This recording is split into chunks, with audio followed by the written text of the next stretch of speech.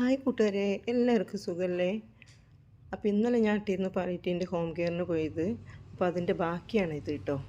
ഒരു ദിവസത്തെ home care പാർട്ടായിട്ട് ഇട്ടതാണ് കേട്ടോ. ഇന്നലെ ഇന്നും ഇട്ടു. അപ്പോൾ അതാ നമ്മൾ പിന്നെ ഉച്ചൻ്റെ മുമ്പായിട്ട് പോയ രോഗികളുടെ കാര്യമാണ് കേട്ടോ ഇത് കണ്ട് ഒരു മാനസികമായിട്ട് പ്രശ്നമുണ്ട്, കിഡ്നിക്ക് പ്രശ്നമുണ്ട്, യൂറിൻ ട്യൂബ് ഇട്ടിട്ടുണ്ട്. ചില രോഗികളൊക്കെ കാണുമ്പോൾ നമ്മൾ കണ്ണ് അറിയാതെ നിറഞ്ഞു പോകും കേട്ടോ. അപ്പോൾ നമ്മൾ ഓരോ രോഗികളുടെ വിവരങ്ങളിങ്ങനെ നമ്മൾ ബുക്കിൽ എഴുതി വെക്കും, എത്ര പേരെടുത്ത് പോയി, ആരുടെ അടുത്തൊക്കെ പോയി എന്നുള്ളത്. ഓരോ ദിവസവും നമുക്ക് നമ്മുടെ പഞ്ചായത്തിൽ രോഗികളുടെ എണ്ണം കൂടിക്കൊണ്ടേയിരിക്കുകയാണ് കേട്ടോ. എല്ലായിടത്തും നമ്മൾ എത്തണം.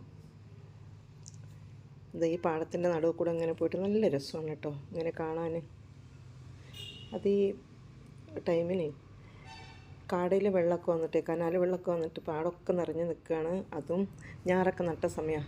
പിന്നെ അങ്ങനെ നമ്മൾ ഉച്ചയൂണ് കഴിക്കാൻ കയറി കേട്ടോ. ഉച്ചക്കൂണ് കഴിച്ചതിന് ശേഷം വീണ്ടും യൂറിൻ ട്യൂബ് മാറ്റാൻ വേണ്ടി പോയി. അപ്പോൾ ആ വീട്ടിൽ നിന്ന് ഇറങ്ങിയപ്പോൾ ഒരു ചെറിയുടെ തൈ കണ്ടത് നിറയെ കഴിച്ച് നിൽക്കുന്നു കേട്ടോ. ഞാനും സിസ്റ്ററും സാധാരണ ഞങ്ങൾ വേറെ വണ്ടിയിലാണ് പോവുക, സുമോയിലാണ്. പക്ഷേ ഞങ്ങളുടെ വണ്ടി വർക്ക്ഷോപ്പിലാണ്, അതുകൊണ്ട് ഓട്ടോയിലാണ് കേട്ടോ ഇന്നലെ പോയത്.